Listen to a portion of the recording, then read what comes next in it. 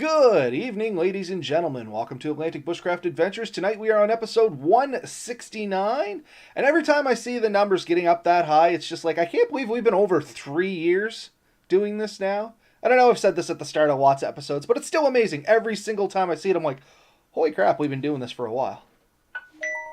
Well, and I seen your text this morning. We are number one. Yes, I did not actually bring that up, but can you remember which list that is? I know if I throw it into Google, it's going to come up.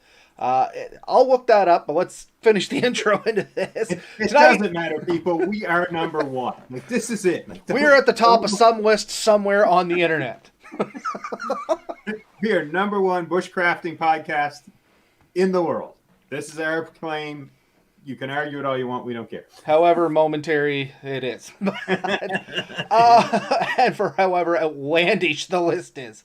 But no, it was one of the three I normally look at. Anyway, like I said, we digress. Tonight, I think it's purely due to our stubbornness. For sure. I think that's solely how we've done it. It's because if you look at the amount of episodes, we have quite a few comparatively to some of the other ones out there. Not saying that they're all lower numbers. Don't get me wrong. There's lots of them out there with lots of numbers, but we are very stubborn in putting ours out. You know what I mean? Through pure brute ignorance and force, we have just created a ton of content. Yeah, and not saying it's the great content, but it's entertaining content, at least for us. So topic today. I'm sorry, I completely threw everything off. All good. That's normal for us. Topic today is challenges we hope to attempt this year. Yeah. Especially with the changes that we've talked about in later or previous episodes. Ben and I won't have as many opportunities to get together and do some of these things on our own. So there are challenges that we're going to chat about tonight. We love to do as many of them as we can together. That way, it's easier to record first and foremost for anybody out there that's ever done it. Talk to Jeremy and stuff like that. Recording yourself, it's just an extra pain in your butt. But the other side of that is it's just you'll get kind of, both sides of the coin at the same time versus us trying to do individual challenges and going up as individual videos, which is great for content. YouTube-wise, if you're looking at the algorithms, that is the way to do it. However, for the sake of how Ben and I operate, which is very loosely, basically to our own entertainments, and I think true to our content, we are way more about doing things the way we've always done it than trying to pump up our numbers for YouTube and stuff like that. So I think anything we can do together is going to be a lot more entertaining for the listeners and viewers out there. What you're saying is algorithm be damned. We are going to do what we want to do. We are not selling it to anyone. Well, kinda, and that's kind of always been our thing. Like, you know what I mean? We've always said there's 100 different ways we could grow this to make money, but then it wouldn't be us. It wouldn't be what we started this as, and frankly, I enjoy it way too much to try and sell it out. Yeah. It was never... our mission statement was never to get rich doing this, and we have 100% succeeded. Successful. In not I've actually gotten poorer because of this. This is cost us money. Oh, well. We have fun doing it. But yeah, there are some challenges we want to look at, some challenges we want to talk about. And anybody that's out there listening, we'd love to hear your ideas too. If there's something that you guys think that we can reasonably attempt. Don't get me wrong. We're not going to, do the old naked and afraid at the drop of a dime just because once again, time is not on our side. We are going to take safety into consideration here. We're not throwing that to the wind. And us naked, that's going to cost some money. Oh, terrible. I don't care what your editing skills are. That is definitely a loss of viewership there. Like 100%. Just in the title alone. All you have to see is the text and you just be like, nope, done, not watching it. But yeah. Well, some people hate themselves enough they would watch it, I don't know, man.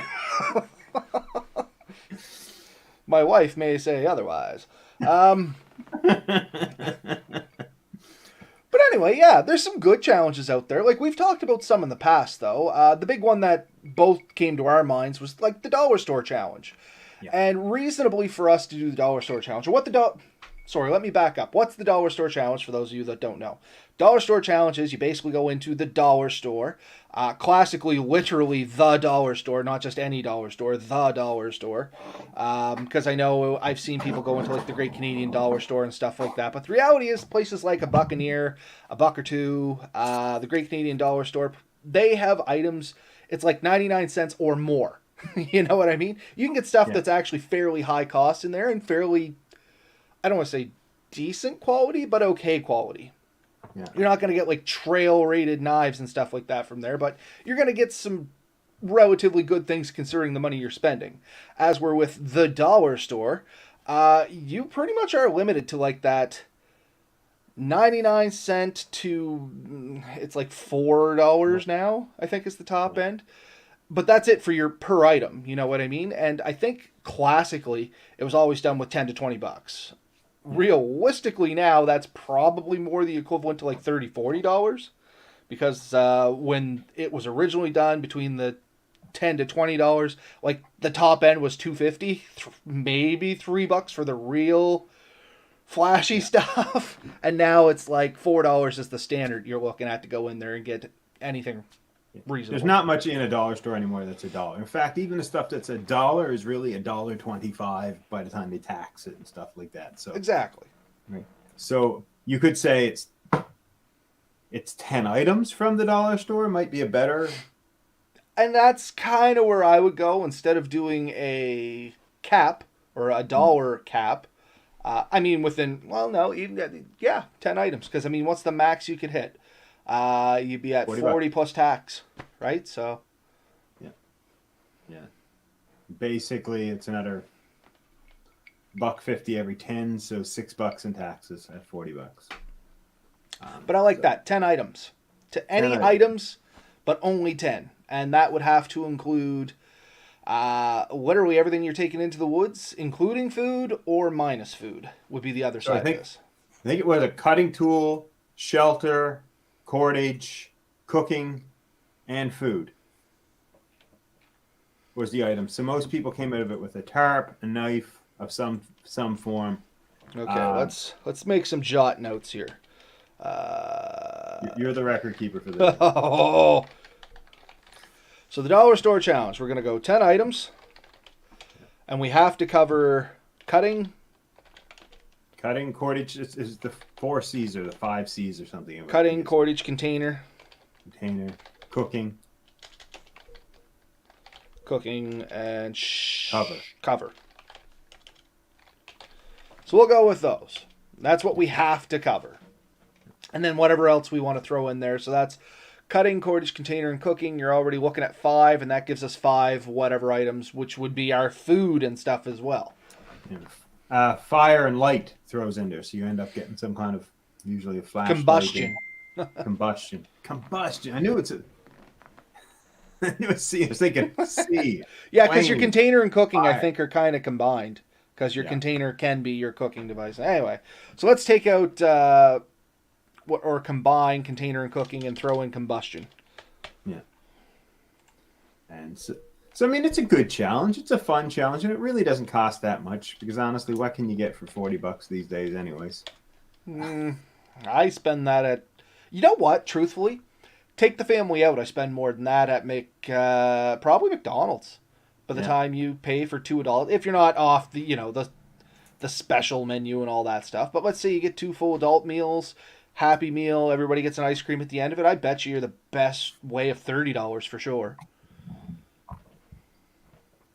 To be fair, I don't eat at McDonald's a whole lot, so I haven't eaten there. Well, no, you wouldn't. They stopped selling pizza. Holy snot! I was back there a little while. Does anybody else remember the McDonald's pizzas? Those are actually pretty good, from what I remember. They still sell them apparently in 2 spots in the States. That's almost worth a road trip just for the nostalgia. But in any case, dollar store challenge, 10 items, cutting, cordage, container / cooking, cover, and combustion. And of course, that's not going to include our travel in. We're still going to take some method of traveling in. We're still going to have a first aid kit that's going to be at our vehicle or drop off location, whatever the case is going to be. We'd also, I'm going to say we should put some emergency water at said location as well, just in case it all goes bad. You know what I mean? But not necessary unless we purchase water to take with us or something. Not necessarily include that. I think most people did. I think most people ended up buying like a 1 liter bottle of water. You Or- can't one really guy- do. Huh? I was going to say you can't really do a whole lot with 1 liter of water though if you're going out for any amount of time. Yeah. Another guy I think ended up buying like a 2 liter of orange juice or something because it was the cheapest fluid he could buy basically that was still consumable. I guess we'll have to take that into consideration and give a look. Yeah. So there are options out there, you know, and challenges and stuff. So it'd be a fun exercise. It's a single night, do a 24-hour period with just what you can basically get from the dollar store. And maybe we can play with it. Maybe, you know, throw in like a fishing kit or something for fun. Well, I mean, that could be augmenting for food, truthfully. Yeah. I mean, it's whichever way you want to look at this. And I say we take no personal items, minus any possible medications, possibly pain reliever.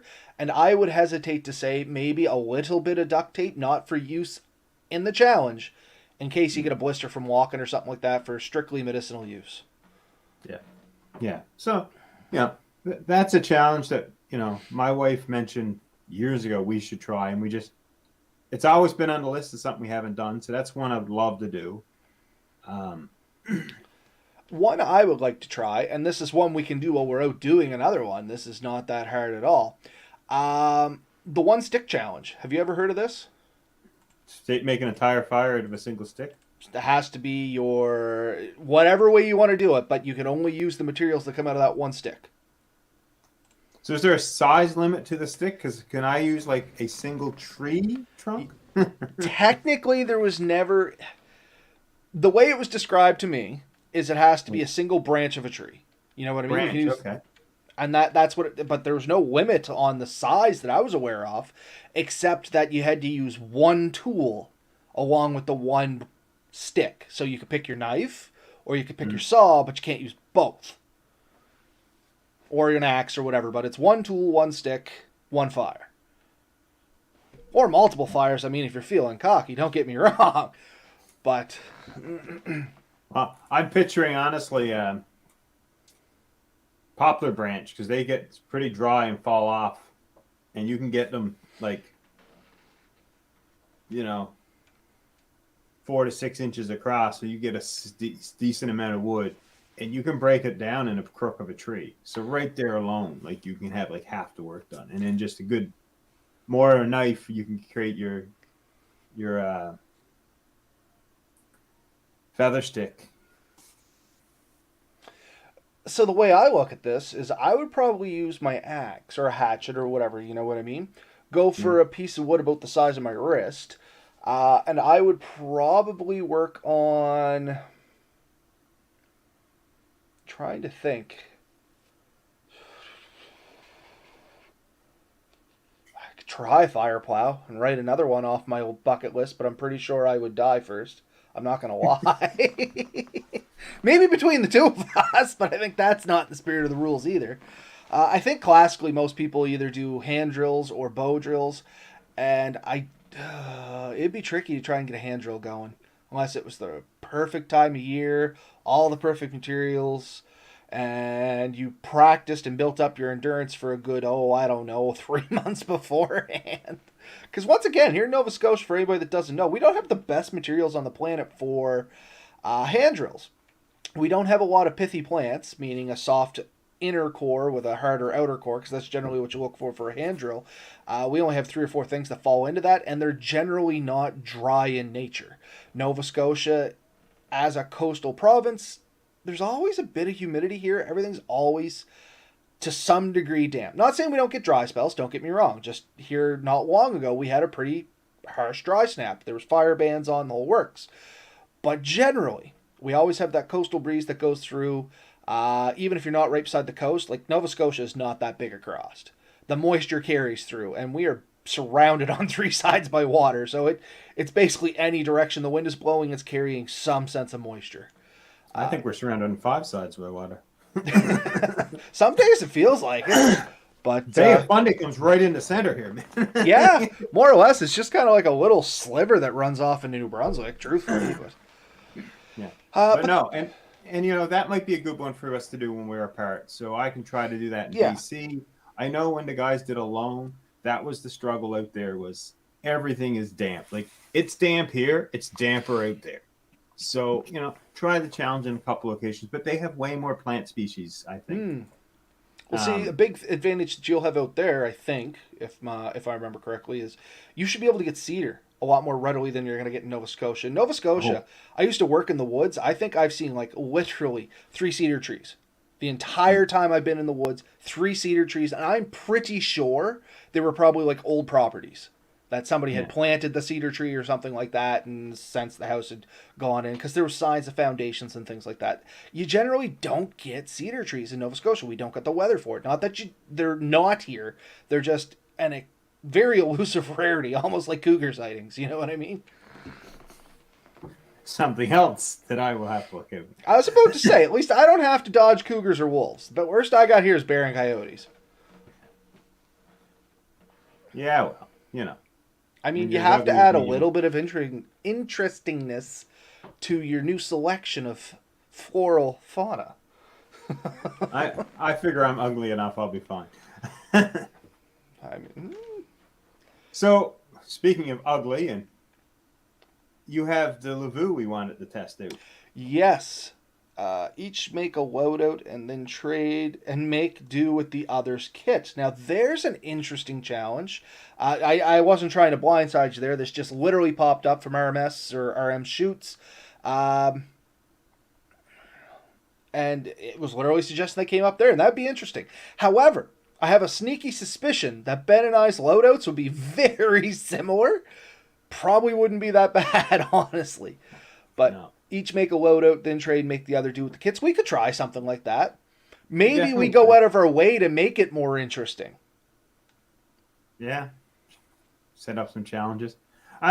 We both like a certain level of comfort, so I think we'll be fine. I don't see either of us trying to make each other uncomfortable, but I got some gear that might be fun to play with. You have gear that might be fun to play with, so we could definitely do that if we get a chance for 2 trips. As we discussed off camera, we do have limited number of opportunities coming up. Like, way more limited than we would like for this, but yeah, so times are ticking pretty quick. Yeah, we have to choose one challenge and then choose the weekend and say we are doing it this weekend, and this is the challenge we're going to do. Yeah, and come hell or high water is the problem with this. We got to pick a weekend, and then regardless of weather and situation, pretty much got to follow through with it. Yeah. Which could be interesting. I hope the we tarps could both are big. Get yelled at by our wives / families. Now, you were saying about the lavvu challenge. Yes. So why don't we dive down that road a little bit? We talked about the dollar store challenge for about 20 minutes now. So if anybody doesn't know what a lavvu is, and I hope I'm pronouncing that correctly, the Polish lavvu... Oh, sorry, go ahead. No, it's as good as I can pronounce it. Then we'll go with that. If we're wrong together. United we fall. But yeah, so the Polish lavvu is the classic one that most people think of when they hear lavvu. It was a military-issued raincoat, for lack of a better explanation. It was like a poncho raincoat. But the thing with these is you can turn them into shelters. Now, they'll kind of turn into an individual shelter for yourself, but it's more going to be a lean-to style. You're going to set up some sort of wedge shelter, something like that. Or if you have a buddy in this instance, you can combine them together and actually make like a teepee style tent. Yeah. And maybe if we can get together and accomplish this, if we do have a chance, to meet back up and try this, we can try both depending on the weather. Like that would actually give us options. You know what I mean? If it was bad weather, we'd be able to set up the tent style and hopefully stay a little more dry. If it's better weather, we could potentially set up some lean-to style ones and just kind of make a center fire and chill out. Yeah. And the challenge there is, it's... Sorry, I feel like your camera keeps moving. it's a pretty tight challenge. Like, two of us in that lavvu, I mean, neither of us are tiny men. Nope. And this is not a big shelter, are going to be pretty close. Well, if Steve is still with us here, he was in the comments up there, and just shout out to him again. We set that up at our little get together, and he's seen the size of that. And I'm going to say it's like, what, maybe 8 foot? No, it's at the very bottom, corner to corner? Say maybe 7 feet across. Maybe. Yeah, because you can't, like, there's a pole in the center, and you can't lay through that, so you're going to be off center of that to some degree. So, yeah, you're probably right. About 6.5, 7 feet. Because I think, actually, my wild haven is, you could set yours up inside my wild haven. Oh, for sure. Like this, and my wild haven is 8 feet all the way around. The screen that I put inside it is 7.5 feet. Okay, then yeah, it's definitely smaller than that. So it's probably more like, well, how tall are you, Ben? 6 feet. You're 6 feet. And I remember us talking about, you figured you would just clear either side. So maybe we're talking more like 6'6". Yeah, it's less than 7 for sure. It's probably 6 or just over 6. So it's not a big shelter by any means. But like I said, if you pull your legs up a bit and you crook into the back, one person per half, you don't have a lot of spare room. You're not getting much extra gear in there. You're not touching. Like, your feet's going to touch. Something's going to touch. It's just going to happen. But you're out of the weather. Sorry, go ahead. You're out of the weather. You're dry. You're comfortable. We'll self-heat it, really. Like, it's more or less not going to be cold. Yeah, it's a small area, and those are decently thick tarps. Like, the material in that is like a denim style. Yeah, it's almost a half denim, half canvas kind of deal. It's waxy. So it's a heavy cotton wax. So it's rain repellent. It doesn't breathe, or it doesn't leak. It's waterproof. It does breathe a bit. It's going to retain the heat. So it should be a comfortable night, although crowded. Yeah, and I believe the idea behind these wasn't comfort first and foremost, much like your own experience with the militia. It was convenience. It was, you guys had the little pup tents and stuff like that. These folks had these lavvus, and it was multifunctional, so you weren't packing multiple pieces of gear. If it rained, you threw it on as a poncho. If you got cold, you wore it as a coat. When you were tired, you used it as your shelter. It was just one piece of gear that did a lot of stuff. And it was kind of neat for that aspect, but once again, something that does a bunch of things rarely does any single one of them incredibly well. Yeah, no, for sure. And I think it'll be a fun thing. A lot of people have used them. There's a ton of videos. Anyone who wants to see something on them, it's been done. We're not groundbreaking here with this piece of equipment, but it would be neat to see how it works for us. And this isn't the first episode. I think the first time we spoke about this might have been one of our first episodes. And I think it was, because we looked at buying them at that point, because I remember looking up, I think it was either Black Orca or, what's their parent company? I can't remember now. One Tigris. One Tigris. It was one of those. They actually have an Americanized version off, or a modernized version off it, I should say, where it's more of a synthetic material and stuff like that. However, since the initial discussion, I have actually managed to pick 2 of these up. Fellow bushcrafter and podcast listener had them, and funny enough, I don't know if I told you this or not, Ben, where I used to live down in Miragamish, where I still have the property, literally directly across the road. Oh, yeah? Like, our driveways are pointed towards each other. Wow. So, it was just small world. I didn't know this until I met him and started watching some of his own videos there. He does some stuff with archery, and I kept looking at it going, I know that house. And then finally I shot him a message. I'm like, are you at such and such address? And he's like, yeah, how'd you know that? I'm like, because I'm literally across the road from you. But anyway, small world, right? Stop shooting at me. Actually, he does some really good archery videos there, and if I can think of it once this is up, I'll try and throw his link down in the description there, just as a simple shout out to him. His name's Ambrose. He does like recurve archery, and He's got some self-help videos there, like the basics archery and stuff like that. It's not bad stuff. I like archery. Ben likes archery, so it's definitely up our alleys. If you have a little bit of inclination for it, it's definitely worth checking out. It's not entertaining, or it is entertaining, I guess, whichever way you want to say that. Yeah, I think is entertaining is easier. Probably the safer way to say that, so it doesn't sound really confusing. Not entertaining. It is. Anyway, I was entertained. Yeah, sorry. We both enjoy getting out and shooting the arrow occasionally, so it is a lot of fun. Anyone who isn't into it, target practice is possibly one of the most fun ways to kill a few hours. For sure. Stump shooting, target shooting. Like, targets are kind of expensive, don't get me wrong, for a good one. But the lower end ones, they're not really that expensive, and you'll probably get a couple hundred shots into them before they get to be replaced. And a couple hundred shots doesn't sound like a lot if you were using a firearm. It's significantly different when you are pulling every shot back. So. Yeah. I was watching a guy a while ago. He's got a 175-pound recurve bow. Like, it's an old, like, it's modeled after, I think, the yeoman or the old British bows. Mm-hmm.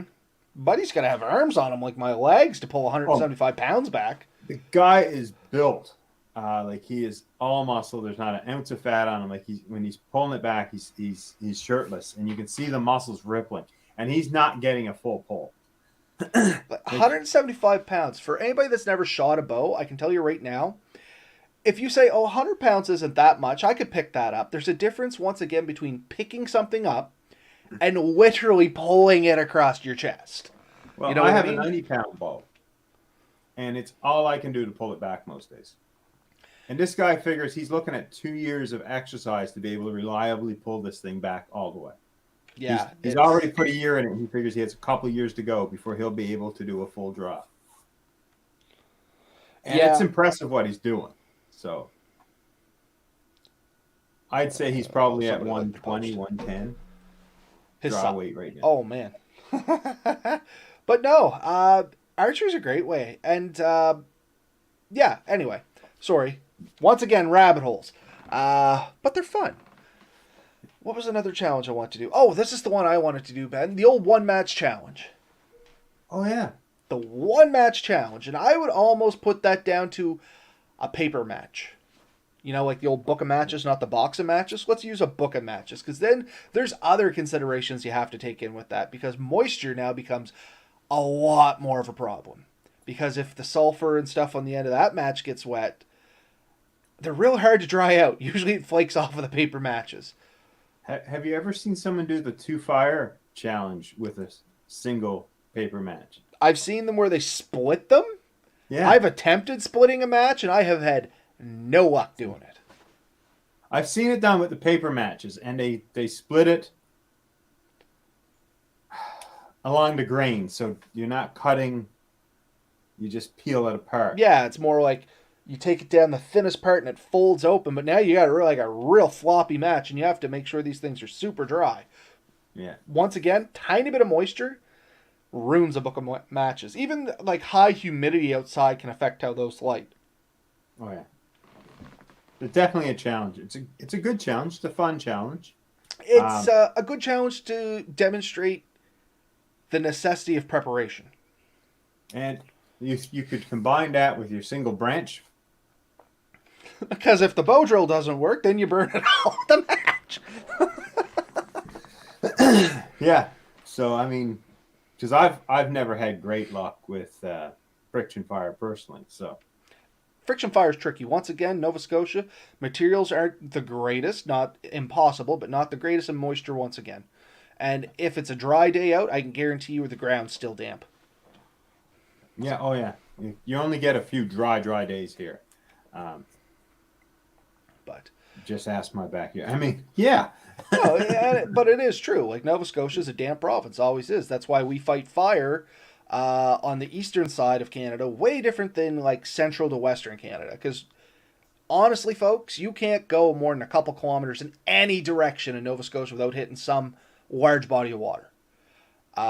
We are blessed that way. It's great for us in the bushcrafting community because there's always some form of water out there as long as you get a way to purify it. Once again, Ben and I always go out with our Sawyer minis. We rarely take water with us, maybe a tiny bottle just to drink on the way in, and then we fill that bottle up to drink on the way out. We process most of our water on site because it's not hard to find. You can find water almost anywhere in Nova Scotia. And we do. Yeah, Reliably. that's the thing. Like, it's always out there. I'm once again trying to think. The longest walk I think I ever did in the woods without hitting some form of moisture, like where you could collect water, an 200 hour. meters. Well, realistically 200 meters, but I'm talking like dry. I was cutting through Taylor Head once, and I had to go up over like an old cranberry field of all things, or maybe it was a high bush blueberry field. I can't remember, but that was basically it. And I'm pretty sure that was man cultivated and stuff, so the water would drain off it, which made things worse. I went with Jeremy one time to Dover Hills, and that was relatively dry coming in, but the whole area was technically a bog. And if you were willing to go down the valleys, there was plenty of water, but up on the hills, it was dry. But we did try, like, if you pulled the moss aside a couple of spots, there's plenty of water there. It's just getting to it. Yep. But yeah, so that's another challenge I'd like to try is the old one match challenge. But that's also another one we don't necessarily have to be together to do. That is one we can do on separate ends of the country. And it would actually be interesting to see the kind of materials you would use and the weather affecting and all that good stuff as well. Yeah, so we can try to match a weekend for that. Say, like, this weekend, this is our challenge to each other. And definitely try to get out and do something. I mean, I have a lot of new area that I get to explore in the next few years, so that's exciting for me. And who knows what opportunities that'll bring. But that's just it. Now we're going to be a little more diverse. You're going to get to see. Literally, I made the joke of flora and fauna out there, but the truth is, you're going to get to see more of that from us now. Yeah. Ben will have a lot more to pull from because he'll have these new materials available to him that I won't be able to reference here. And might have better luck doing stuff like different methods that don't work great. Maybe you can do hand drills super simple over there. Flint, there's a big one which you can't find in our end of the woods, but maybe you can find it over there along the coast. Like, I don't know. That was actually one of the things going in my mind. I think I at least south of there, I know there's some good supplies of it because I watched a really good documentary on that and how there's a whole theory of how people moved, and it's based on following the Flint patterns. Well, Clovis people, I think they call them. I was going to say tiny bit of history here, and you can correct me because you'd be way more apt on it. They used to use it as counterbalance in a lot of the boats when they come over to get like timber and stuff, didn't they? So they'd use the So Flint, true Flint, comes from an area in Europe, in England, actually called Flint. And funny enough, a lot of the rock there in England is what they call flint, and what we have over here is chert. And there's very little chert in Nova Scotia. There is some pockets, but it's not easy to find. It's not readily available. But when they needed ballast to keep the ship upright, they would fill the bottom of the ship with flint or rock, or some of it would have flint in it. And then when they get here and they're loading it up with fish and lumber and all this other stuff, they have more than enough weight, so they tossed the fill, the weight they threw in the ship just to keep everything working well, out to make more room, to accept more weight. Because otherwise they'd sink too low in the water and they'd have a whole bunch of traveling issues. Yeah. So a lot of the good ports, if you hang out there, and I've seen this first time I heard of this was is Wayne Colcrate. And then he was saying, like, up in Fredericton area, he found tons of flint, and he just walk around the main harbors, where especially the old, where the old wharfs and stuff were, because that's where it got left. And there's tons of flint, in literally tons, but it's not natural. It's not native. It's not native flint. Yeah. It's all imported flint, if you will. Imported flint. But probably been here for a couple hundred years, like the first visitors brought it and left it, and then we can still find it occasionally. And that's going to be one of the things, if you get out west and you start finding lots of flint, old Roberto will be sending you money to send him home some flint. Because I do have a couple pieces of real flint, and I love the stuff. One of my favorite ways of making primitive fire, if you want to call it that way, is flint and steel. There's just something so easy and satisfying about it. Best thing I found here is quartz, and quartz is easily available, but it's still not. It doesn't make as good a spark. I don't find the spark terrible. It's not as good, like you said. It's the quartz itself, the crystalline structure of it. It tends to crumble really quick comparatively to flint. Yeah, we don't get a good solid quartz here either. You're right. It's very granular. That's the word I was looking for. It was the granular word. Looks like sugar cubes. If anybody's ever seen our quartz, it's literally like cubes kind of balled together, if that makes any kind of sense. They melt it. Yeah. Someone tried to melt it in the oven. It's just a little deformed. Yes, there's that. And then there's the obvious challenges. Let's identify certain tree flora and fauna. It's always a fun challenge for me. Choose a plant and go identify it, find it. And yeah, that could also be something we could do from coast to coast. You know what I mean? Look for some new plants out there, and I'll look for ones that I haven't readily seen here. Yeah. Or new ones. Because honestly, I'm not going to lie to you out there, folks. I am not the best when it comes to like wild edibles and plant identification. I'm much better with trees. Plants, I'm not so good. Mushrooms, I don't even bother. You know what I mean? So. And I'm fair to middling. But I have started making friends with people who are much better at it. And so I have been chatting with some of them and trying to learn. And, maybe someday we can get somebody who's much better at it than either of us to come on and chat about, identifying some of these stuff. Because there are some people out there who some of them like live in cities and stuff. And they are able to forage within local parks and stuff. Way more food than you'd expect. Like people that starve are oftentimes starving due to ignorance more so than actual lack of resources. And that's a harsh thing to tell someone, but there is, plenty of wild edible food that's freely available if you were to take the effort to get it or learn it. And a good example of that is dandelions. There's tons of dandelions. Is that the tastiest food out there? Probably not. But if you're starving and need vitamin C, they're not bad until the shoots start developing that white milky crap inside. That's the bitterness of them. And you can soak that out, believe it or not. But I read one time dandelion leaves contain gram for gram 400 times or 200 times more vitamin C than an orange. And I believe that. I've heard the same thing or similar. I think it's like 100 times. Yellow birch buds. Oh, yes. And they taste minty to boot. So I've often used like the new growth on yellow birch, the real thin twiggish kind of things. You throw that in with some pine and you'll get like a mint pine tea. Very nice. Soothing at night, I might add. Anyway, once again, I digress. Yeah, so wild edibles, that's definitely something I'd like to be way better in. So if anybody's out there listening and wild edibles is your thing, by all means, get in touch with us. We'd love to have you on the show. We can talk a little bit beforehand, much like we did when Jamie came on, and we'll set something up. You tell us how you want to run it, and we'll just follow suit with you. But yeah, no, I'd love to do some more wild edible stuff. Oh, I mean,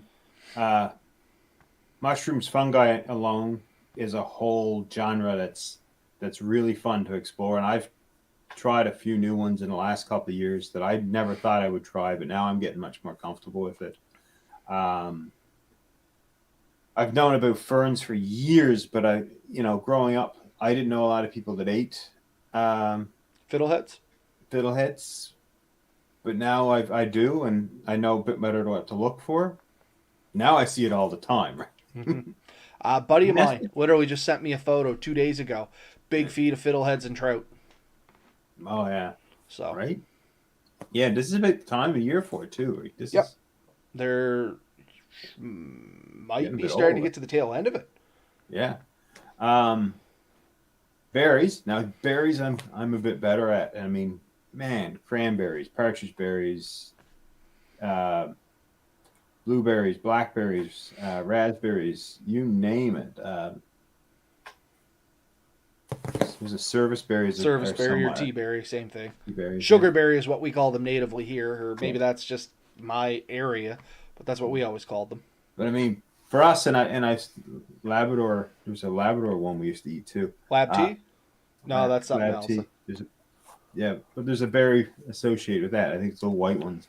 I think gooseberries. There's a whole bunch that you can get around here, but the big ones for me were always blueberries, blackberries, and raspberries because they were so plentiful. And then bake apples. I never got to pick blue baked apples because when it was available, my parents went, and that was like we would waste too much, so we weren't allowed to do it. Now, the big one for me growing up was literally the sugar berries or service berries, tea berries, whatever you want to call them. Where I was, my grandparents in their front lawn, I should drive down and see if it's still there, had a massive sugarberry tree. And I mean, this thing was massive. And then there was another one across the road, another one just down the road. We would pick half a 5-gallon bucket. So let's say 2 gallons of these things, and we'd make preserves out of them. We'd make desserts out of them. I still love them as one of my favorite berries, in all honesty, because every time I eat one, it's just sheer nostalgia. The problem with them is the birds love them just as much, and man, they clean them up fast. So there's a is this technically a rowan tree? A rowan tree? So I knew it as a dogberry tree. Well, now I'm not sure. After the podcast, I'll have to look it up and show it to you, because I think we have one just outside, and it might have a few hard green berries on it. You know, these are red. Yeah, these would be red, almost purplish in color. Wild fruit-bearing shrubs, trees such as dogwood, gooseberry, or mountain ash. Mountain ash has a different type of berry on it, and I don't think they're edible, are they? They're kind of like the weird clustery berries. Dogberries are non-toxic when eaten, but there have been reports of rashes and skin contact with the tree. No, that wouldn't be the same thing I'm talking about. That would sound more like... choke cherries. That's another one that we have around here. Choke cherry, oh yeah. My grandfather used to love those. They're a bit bitter, but... Yeah, and you can't eat the pits, and if you eat way too many of them, they'll give you something else that rhymes with pits. Yeah. Blueberries will do the same thing to you, buddy. Oh, any of those high things will. But... yeah. So there's plenty out there. I mean, those are ones that we were more common with. And, you know, there are tons of options out there. It's funny. But that's what they say. Some of the first European explorers to this area literally starved surrounded by food. But if you don't know, you don't know. I mean, a lot of people are too nervous to try things. You know what I mean? Somebody had to be the first one to try something and realize that it was probably poisonous. Nobody wanted to be that person. No. But...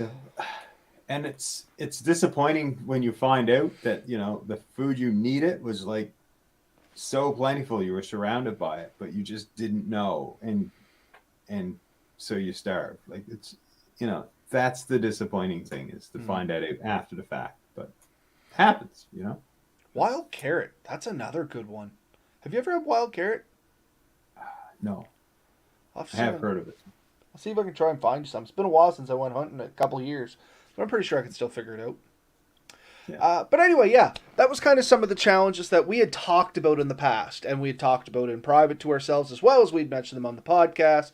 I mean, this is nothing new, but these are the ones we are going to try and accomplish this summer, even with the gap between us, just to try and actually take advantage of that gap, because like we talked about, there are some of these that we can do on either side of Canada, and I think the results will be kind of interesting.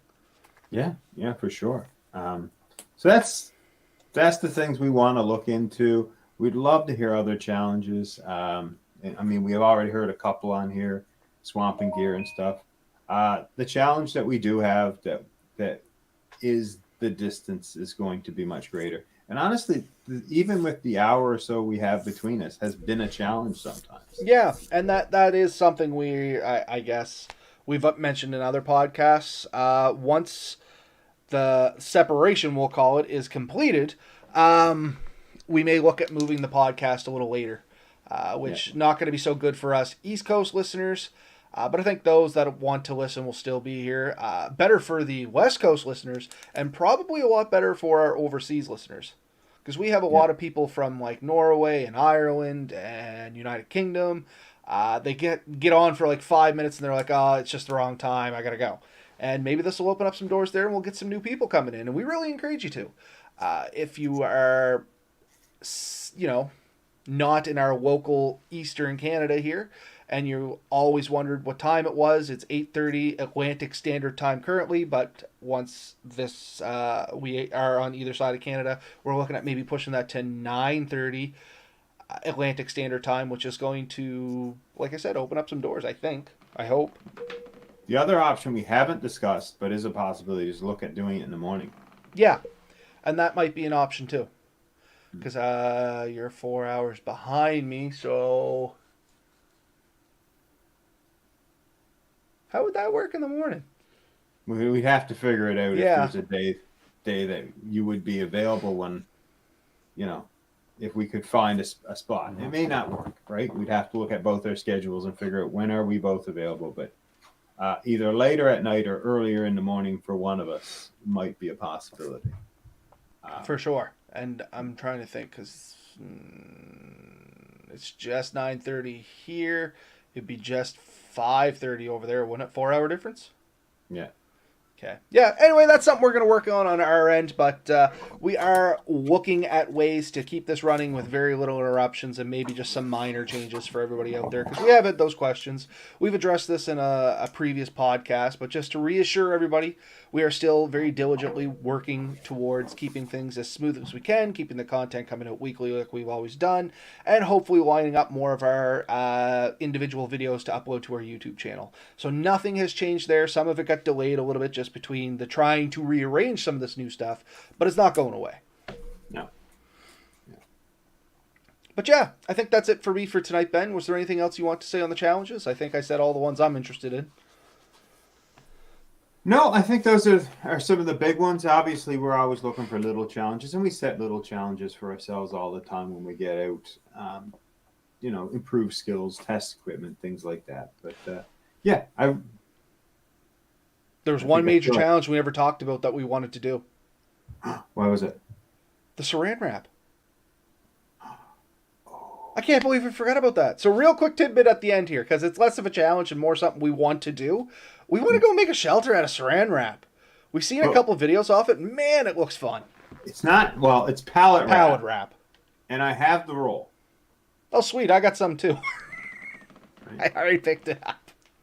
I'm pretty sure I have a roll still because I used to wrap my trailer with it for winter. I used to take tarp, put on it, and then wrap the whole thing in pallet wrap. Oh, sweet. I used to use it at work, and what didn't get used, I made go away. So, yeah, no, it's a lot of fun. It's one we were supposed to do. We were supposed to do it as a winter challenge because we were going to put the stove in it. Yeah, that was the idea, and we did make a stove and stuff like that to even do this challenge, but that was prior to this happening, so yeah, we'll figure it out. So we have a conversation after about some of this stuff. Yeah. But, okay, but that's it. I'd love to hear challenges that you guys out there try, and send us some pictures, send us a video, or just send us a story trying to do the one match challenge, and did you succeed? Did you fail? If you failed, why? If you succeeded, what do you think gave you the edge to succeed?